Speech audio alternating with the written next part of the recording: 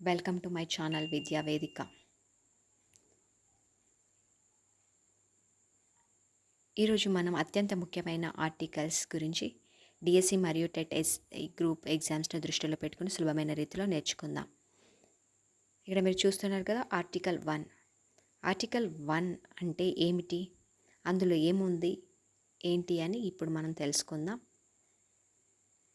భారతదేశం అంటే రాష్ట్రాల యూనియన్. ఆర్టికల్ 1 ప్రకారం భారతదేశం అంటే ఇండియా, భారత్ రాష్ట్రాల యూనియన్ ఆఫ్ స్టేట్స్. భారతదేశంలో రాష్ట్రాలు మరియు కేంద్ర పాలిత ప్రాంతాలు ఉంటాయి. భారత పార్లమెంటుకు కొత్త రాష్ట్రాలను ఏర్పాటు చేసే మరియు రాష్ట్రాల సరిహద్దులను మార్చి పేర్లను మార్చే అధికారం ఉంది. ఆర్టికల్ 1లోని ముఖ్యమైన అంశాలు ఏంటంటే రాష్ట్రాల యూనియన్. భారతదేశం అనేక రాష్ట్రాలతో ఏర్పడిన ఒకే దేశం, యూనియన్ ఆఫ్ స్టేట్స్ అని అంటారు. ఇండియా అంటే భారత్. Next article 14. చట్టం ముందు అందరూ సమానమే. ప్రతి వ్యక్తికి చట్టం సమాన రక్షణ కల్పించాలి. ఈ హక్కు భారతదేశంలోని ప్రతి వ్యక్తికి వర్తిస్తుంది. పౌరులు మాత్రమే కాదు, విదేశీయులకు కూడా కొన్ని సందర్భాలలో వర్తిస్తుంది. Equality before law. చట్టం ముందు సమానత్వం. ఎవరు చట్టాన్ని మించిన వారు కాదు. రాష్ట్రపతి, ప్రధానమంత్రి, అధికారి, సామాన్యుడు అందరూ చట్టం ముందు సమానమే. ట్రాఫిక్ నిబంధనలు ఉల్లంఘిస్తే మంత్రి అయినా సాధారణ వ్యక్తి అయినా చట్టం ప్రకారం చర్య తీసుకోవాలి. చట్టాల సమాన రక్షణ. Equal protection of law. ఒకే పరిస్థితిలో ఉన్న అందరికీ ఒకే విధమైన చట్టం వర్తించాలి.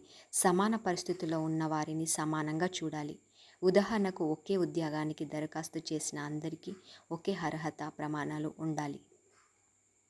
హేతుబద్ధమైన వర్గీకరణ. ఆర్టికల్ 14 ప్రకారం ప్రభుత్వం అవసరమైనప్పుడు వర్గీకరణ చేయవచ్చు. ఉదాహరణకు, మహిళలకు ప్రత్యేక రిజర్వేషన్లు, దివ్యాంగులకు ప్రత్యేకమైన సౌకర్యాలు, ఎస్సీ, ఎస్టీ, బీసీలకు రిజర్వేషన్లు.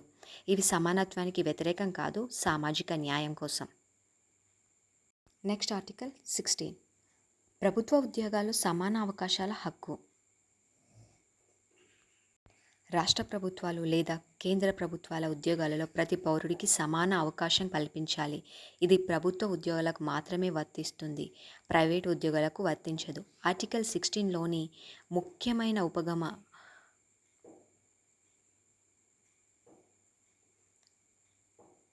ఉపవిభాగాలు ఏంటంటే 16(1)(a) సమాన అవకాశం. ప్రభుత్వ ఉద్యోగాలకు ప్రతి పౌరునికి సమాన అవకాశం. For example, group 1, DSC, police, SI, constable వంటి ప్రభుత్వ ఉద్యోగాలకు అర్హులైన ప్రతి ఒక్కరికి దరఖాస్తు చేసుకునే అవకాశం ఇస్తుంది. 16(2) వివక్ష నిషేధం. ప్రభుత్వ ఉద్యోగాల్లో ఈ కారణాల వల్ల వివక్ష చేయకూడదు. మతం, జాతి, కులం, లింగం, జన్మస్థలం, వంశం, నివాసం. 3. నివాస అర్హత. కొన్ని ఉద్యోగాలకు పార్లమెంట్ చట్టం ద్వారా నివాస అర్హతను నిర్ణయించవచ్చు. 4. రిజర్వేషన్లు.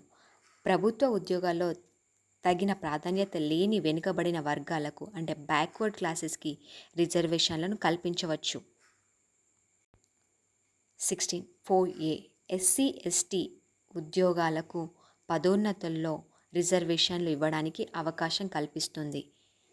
అండ్ 16(4)(b) భర్తీ కాకుండా మిగిలిన రిజర్వేషన్ ఖాళీలను అంటే బ్యాక్లాగ్ వేకెన్సీస్ తర్వాతి సంవత్సరాలకు తీసుకోవచ్చు.